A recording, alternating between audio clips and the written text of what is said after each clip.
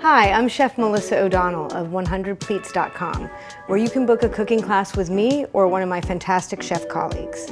Today I'm coming to you from Chef's Dinner Table, an amazing event space on Mulberry Street in Manhattan, New York City. Today we're going to make caramelized onion risotto, a dish that I can teach you if you book a class with me at 100pleats.com. Just go to 100pleats.com, click on Chef Melissa O'Donnell, pick your meal, a time slot, and then I'll be cooking with you and only you to make beautiful food together. So let's get started.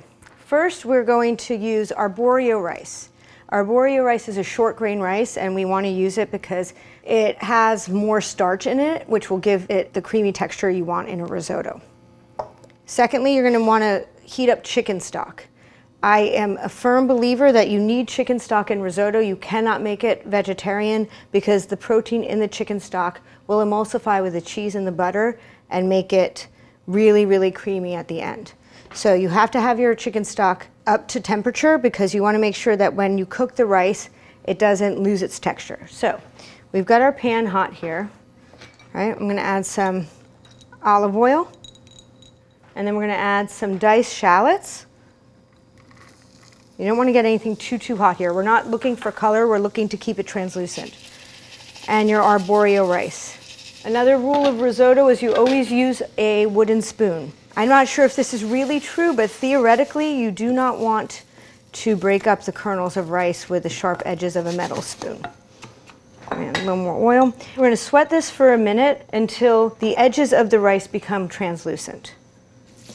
So what you're doing here is you're sealing sort of the grains of the rice in the oil. You're helping to maintain the structure of the rice.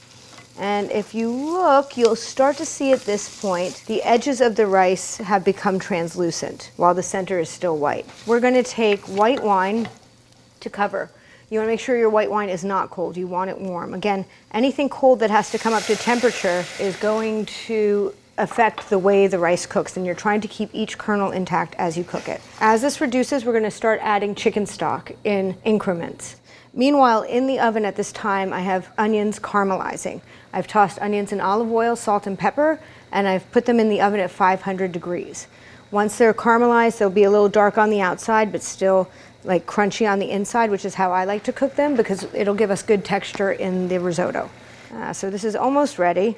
You want to bring the wine all the way down until there's no extra moisture in the rice. And you keep stirring as much as you can so that you release the starches. Okay, so now we're going to add our first infusion of the chicken stock. And because you know you're going to have to keep adding it, you can go a little heavy on what you do. Okay, so now the beauty of caramelized onion risotto is you can take any onions you happen to have around. I have here cipollini onions, red pearl onions, and leeks, and they are ready to go. So I like to use homemade chicken stock, but if you do not have homemade chicken stock, make sure that you get low sodium chicken stock because the salt that's in it is going to be really strong. When you're cooking it, oddly, you can hear that it's starting to cook, and you can hear the starch that's releasing from it. The bubbles are getting thicker. It's all a little heavier feeling on the spoon. So again, if you want to see, you can see that it's getting thicker. It's looking more like porridge now. Okay, and then we're going to add a little more chicken stock. We're trying to get it to the point where there's still a little bit of bite in the rice kernel, but it's not dry on the inside. So we're almost there, and then we're going to add all our other ingredients and finish it off. Okay, so as you can see, it's starting to dry up. We're going to let it dry a little more. Now I'm going to go ahead and I'm going to add the caramelized onions. As you can see, some of these have a lot of color on them. I always think color is great. It adds flavor. So don't be scared if it looks a little darker than you think might be okay. Like that's going to taste beautiful when it's in the risotto. And then at this point, it goes fast. It takes a little while and then it starts to go quickly. So I'm going to double check and see where we are on the rice cookedness situation. Okay, so it still needs a little more chicken stock. And you want it to have a little bit of a bite, but you don't want it to be dry on the inside.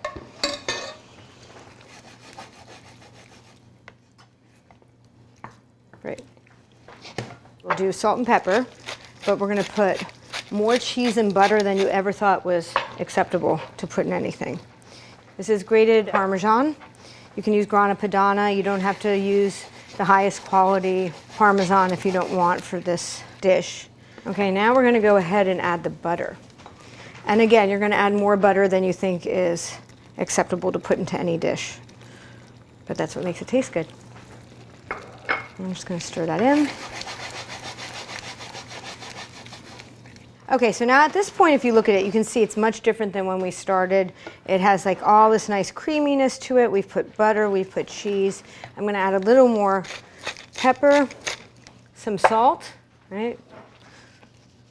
And again, you probably want more salt than you think because it is a starch. However, if you are using a boxed stock or a store-bought stock, I recommend waiting on the salt till the end.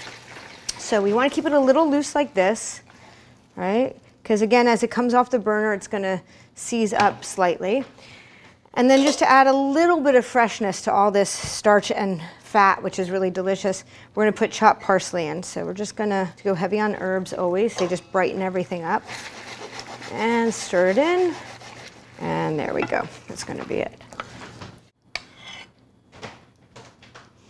You can garnish this with baby herbs like mosh or some sort of light lettuce that stirs in when you eat it is really good. And there you are. That's it. Caramelized onion risotto. A little olive oil to finish.